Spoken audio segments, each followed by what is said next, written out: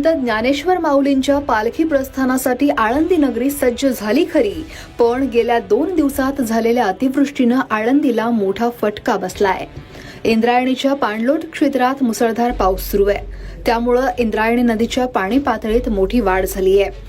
या नदीला आलेल्या महापुराचा परिणाम आळंदीतील नदीलगतच्या घाटांवरही झालाय। नदीवरील भक्त पुंडलिक मंदिर तसंच घाटाशेजारील काही दुकानं पाण्यात गेली आहेत। प्रमुख 4ही पुलांवर पाणी आल्यानं हे पूल नागरिकांसाठी बंद करण्यात आले आहेत। अद्यापही इंद्रायणी नदीतील पाण्याची पातळी वाढतीये।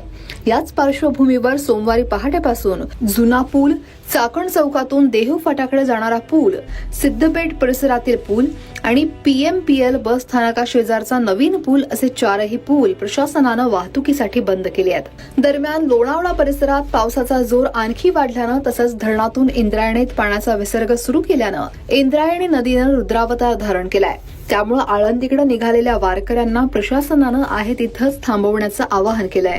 श्री ज्ञानेश्वर महाराज संस्थान कमिटी आळंदीच्या वतीनं मी पालखी सोहळा प्रमुख ॲडव्होकेट राजेंद्र बाबूराव माप नम्र विनंती करतो की सर्व वारकरी भाविक व नागरिकांना नम्र आवाहन करण्यात येते की इंद्रायणी नदीला मोठ्या प्रमाणात पूर आला असून आळंदी शहरात प्रवेश करणारे नदीवरील 4ही पूल पाण्याखाली गेलेले आहेत। त्यामुळे सध्या आळंदी शहरात येणं सुरक्षित नाही। जे वारकरी व भाविक आळंदीच्या दिशेने प्रवास करत आहेत त्यांनी ज्या ठिकाणी आहात त्या ठिकाणी अथवा त्या लगतच्या सुरक्षित ठिकाणी थांबावं।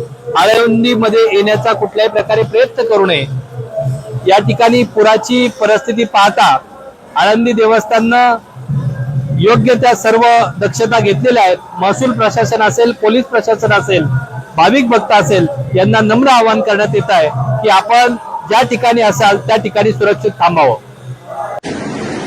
नमस्कार, मी माधव खांडेकर, मुख्याधिकारी आळंदी नगर परिषद। मी याद्वारे सर्व भाविक वारकरी व स्थानिक नागरिक तसेच पंचक्रोशीतील नागरिक यांना आवाहन करतो की आळंदीमध्ये इंद्रायणी नदीवरील 4ही पूल बंद करण्यात आलेले आहेत। पुलावरून मोठ्या प्रमाणात पाणी जात आहे, त्याच्यामुळे नदीकडे किंवा नदीपात्राकडे तसेच आळंदी नगर परिषद हद्दीमधून कोणी नदी पार करण्याचा प्रयत्न करू नये।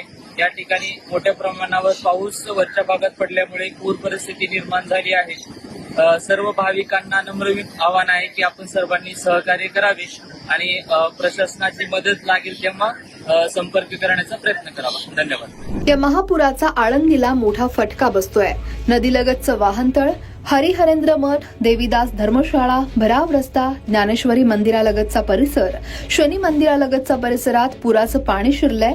आषाढी वारीच्या पार्श्वभूमीवर घाटावर उभारण्यात आलेल्या चेंजिंग रूम पुराच्या पाण्यात वाहून गेल्यात।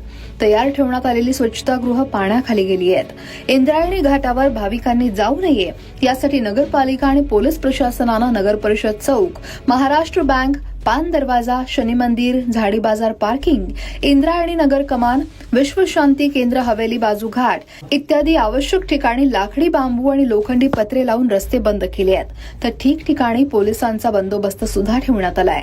जैद मेमनसह ब्युरो रिपोर्ट, लोकमत.com।